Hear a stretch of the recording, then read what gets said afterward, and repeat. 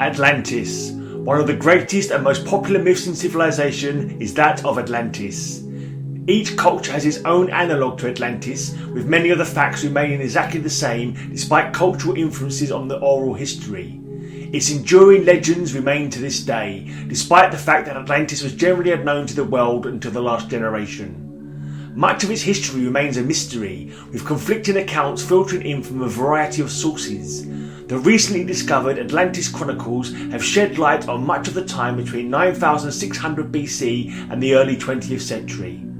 What happened prior to that era remains a matter for speculation. The continent of Atlantis was situated in the Pacific and was considered a cradle of civilization as people quickly adapted to its environment, eventually learning to master it.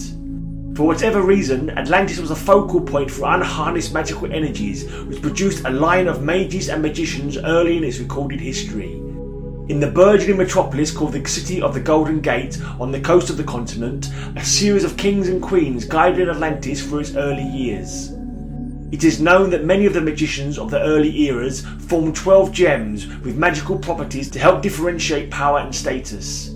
That system continues to this day in a dimension known as the Gem World. The original 12 gems contain unparalleled power and were never kept together, but instead were scattered over the new world. About 50,000 years ago, Atlantean society was the most sophisticated on Earth. It was a period of growth and experimentation. One such experiment had the resident Lord High Mage fashion an exploratory vessel and hurl it to the stars with magical energy. Some 500 years later it returned, bringing aliens who threatened Atlantis' very survival. Orion, the Lord High Mage of the day, fought the threat valiantly, but the price was high as the City of the Golden Gate was destroyed and a part of the continent sank. With much of the civilization lost, Orion, Lady Cheyenne and a band of hearty adventurers took control over what was left of their society and set about to restore order.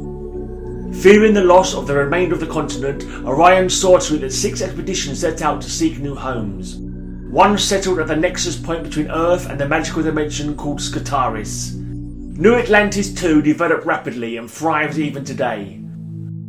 Another settlement became Orion's new home, and there he and Lady Cheyenne watched the civilization grow anew. The fate of the other expeditions is unknown.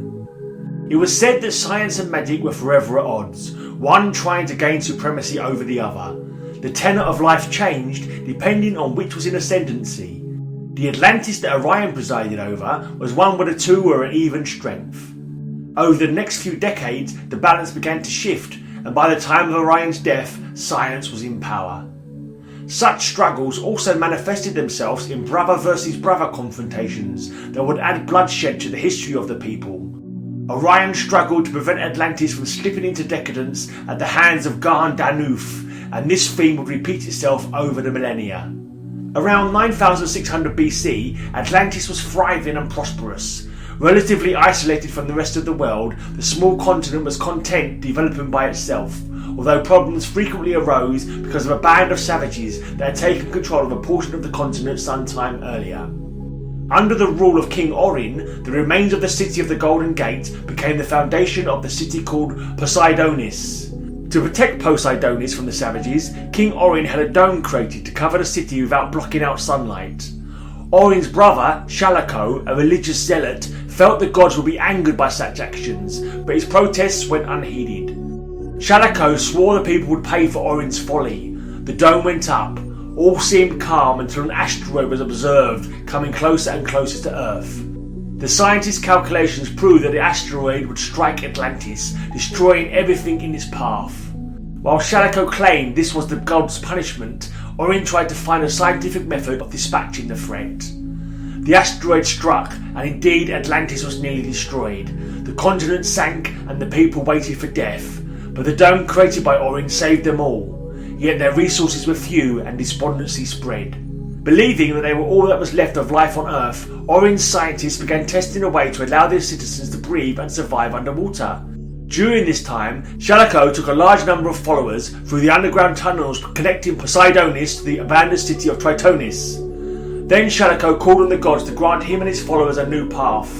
His magical energies created a hard water dome over Tritonis, and the people restored the city, although the payment demanded resulted in Shalako's murdering his wife to appease the gods. Hostilities between the two cities began almost immediately and would eventually lead to civil war. Orin had been the first to try the serum that allowed people to breathe underwater. Shalako felt that this would further anger the gods, and when his people ultimately chose to accept Poseidonis' serum, he beseeched the gods once again for intervention. And thus, the following day, the people of Tritonis had their answer from the gods. They found themselves able to breathe underwater. But unlike their Poseidonis counterparts, they now had fish legs and gills. Within a generation, people were giving birth to babies with fish tails instead of legs, forever separating the two cities culturally. Yet in times of strife, they had been able to unite against the common threat. Today, the united country of Atlantis remains at peace through a series of treaties and trade agreements. Shalako and Orin ultimately battled to the death, and so the curse of brother versus brother continued. It also gave rise to the superstition that having blonde hair was a sign of evil, and so it was that blonde babies were abandoned on the surface to die, lest they bring pain and evil to society. The curse reappeared much later when brothers battled one another during an attack on the surface world, which turned into a resounding defeat and humbling of the Atlantean people. Brother again battled brother during the centuries as the people learned to adapt to life underwater. To their surprise, they discovered other underwater civilizations, which sometimes led to peaceful trading and other times to war for property. Splinter groups of Atlanteans left from time to time to forge their own destiny, which led to pocket cities being founded, many of which exist to this day. In the 20th century, Atlantis was brought into the spotlight through a series of events. Atlana, Queen of Poseidonis, and last chronicler of Atlantis' history, so wanted the child that she prayed to the gods. Atlan, one of history's greatest leaders, blessed her with a child, but to her shock, the child was blonde-haired and so was removed from Atlantis. She believed the child stillborn, but her husband the king had the baby removed and left to perish on the surface. The infant was found by lighthouse keeper Arthur Curry, who helped raise and educate him. Perhaps because of Atlan's intervention, this child was unique. He had telepathic powers over sea life and the ability to survive out of water for short periods. The child grew up, took the name of Arthur Curry and set out to form a life for himself. He located Atlantis, a strange and forbidden place to him. Arthur soon was imprisoned, but the current king recognised him as the child abandoned 2 decades earlier and released him from prison. There, the history of the undersea civilization was explained in full, and Arthur was entreated to assume the throne of Atlantis as was his birthright. He did so, but wanderlust instilled in him from his days at the lighthouse led him to study the surface world, and he ultimately became known as the superhero Aquaman. He brought Atlantis to the world's attention, and through his efforts, that country was granted membership in the United Nations. Atlantis was briefly open to tourists, but that proved unwieldy and was stopped. Also, Aquaman has from time to time given up the throne to concentrate on his role as crime fighter and protector of the Seven Seas. He has been frequently opposed by his half-brother Ocean Master, continuing the legacy of brother fighting brother.